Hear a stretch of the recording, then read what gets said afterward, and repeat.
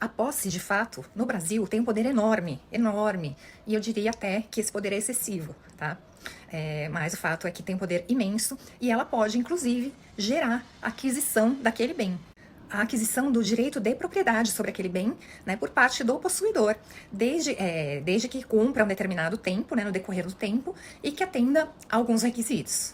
Quando eu tomo posse de um bem em boa fé, os prazos para eu chegar, né, essa aquisição, né, do direito de propriedade, eles são mais curtos, tá? A má-fé custa mais caro, pelo menos em tese, tá? Então, os prazos, quando eu tomo posse de boa-fé, eles tendem a ser bem menores.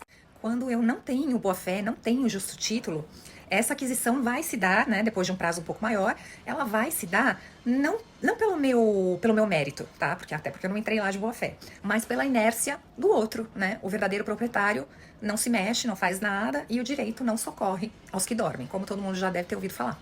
Em outras palavras, é fundamental, é obrigatório na usucapião que ocorra o abandono da coisa por parte do proprietário.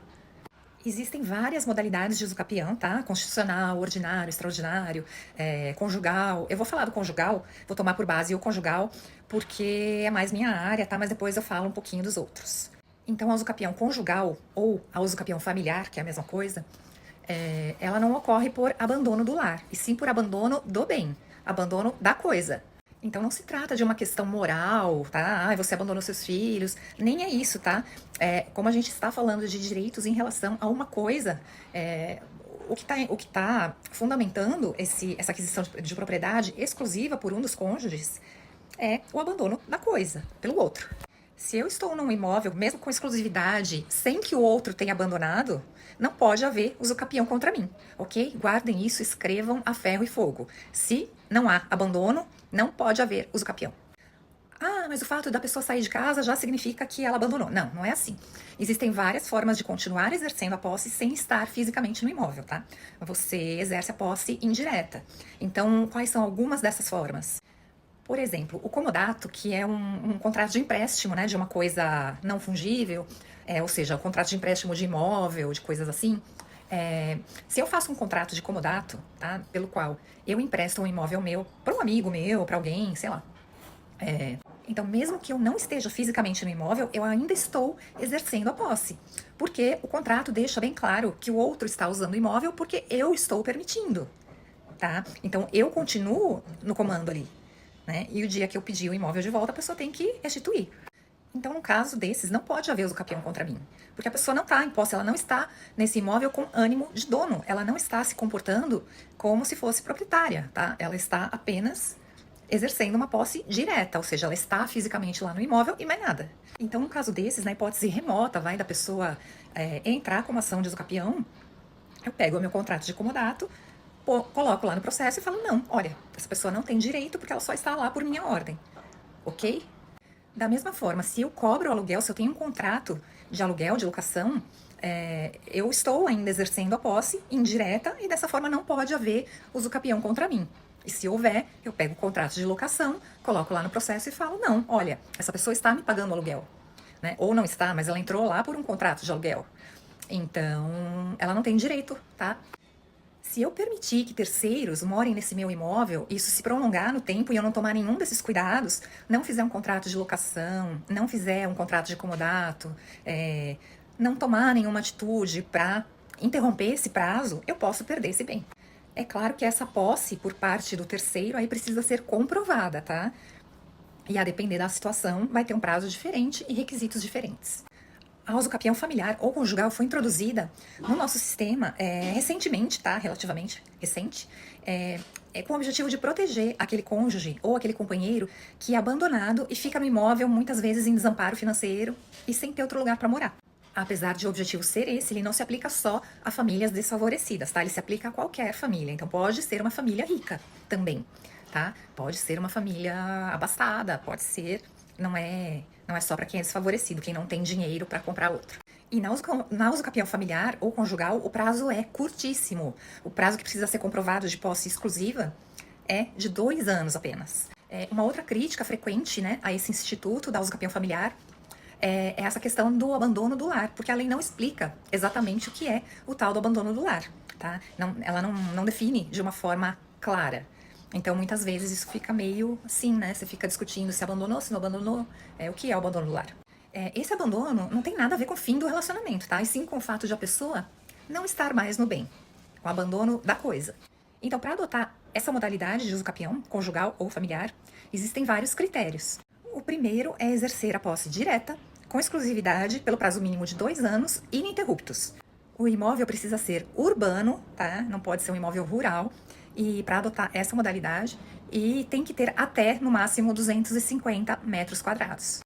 Tem que ser um imóvel de propriedade do casal. Se o casal não tiver a propriedade, não dá para usucapi, tá? Por essa modalidade, dá por outras talvez, mas por essa não. É necessário que o ex tenha abandonado o lar e que eu esteja usando esse imóvel para minha moradia ou para a moradia da minha família. E, por fim, para requerer essa modalidade de usucapião, eu não posso ser proprietário de outros imóveis. Esse tem que ser o único. Eu tenho que ser proprietário de metade desse imóvel, portanto, e aí, no caso, eu vou entrar para adquirir a outra metade. O que eu vou usucapi, portanto, é a metade do outro. Por exemplo, vamos supor que o Antônio se separa, sei lá, da Josefa, e ele sai de casa. Ele sai de casa, eles não dão entrada na ação de divórcio, e ela fica morando sozinha no imóvel do casal.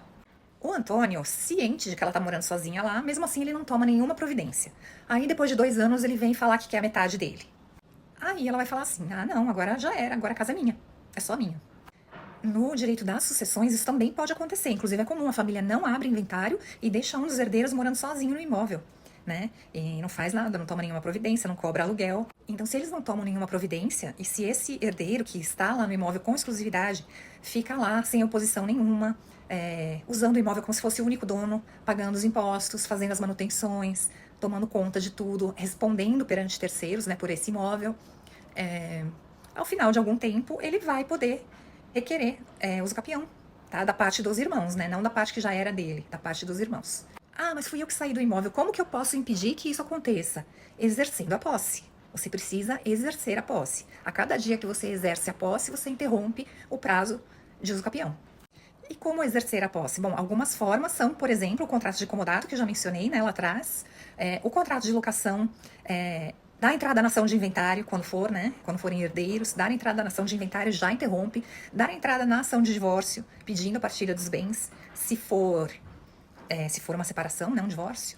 Uma outra forma é entrar com uma ação de alimentos e colocar o uso desse imóvel como parte do pagamento da pensão, ou entrar com uma ação de cobrança de aluguéis, ou, finalmente, entrar com uma ação possessória. Por exemplo, uma reintegração de posse, tá? Então, se você quer manifestar oposição, entre com uma reintegração de posse, ou tenha um contrato de locação, ou tenha... Tá? Você tem que ter alguma coisa, e você tem que documentar isso de preferência, né? Porque se você não documentar, fica mais difícil de comprovar.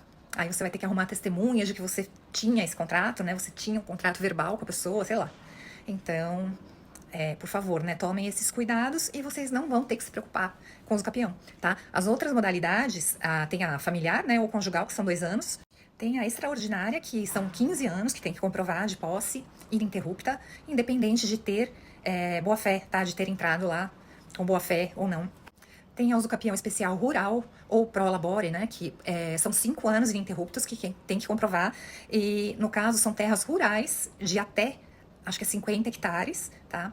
E é para os casos em que, por exemplo, eu entrei nesse imóvel de boa fé e eu tornei essa terra que não era produtiva, eu tornei produtiva e eu moro lá com a minha família. Então, aí depois de 5 anos ininterruptos, sem oposição, eu vou poder requerer a usucapião rural.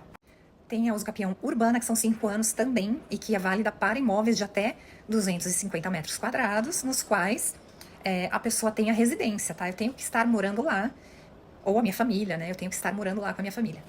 E finalmente tem a ordinária, né? Que você precisa comprovar 10 anos de posse ininterrupta e na ordinária precisa ter boa-fé, tá? Precisa ter ou boa-fé ou justo título. O que é justo título? Por exemplo, eu tenho um contrato de compra e venda, eu comprei a posse desse imóvel de uma outra pessoa que tinha posse, não necessariamente proprietário do imóvel.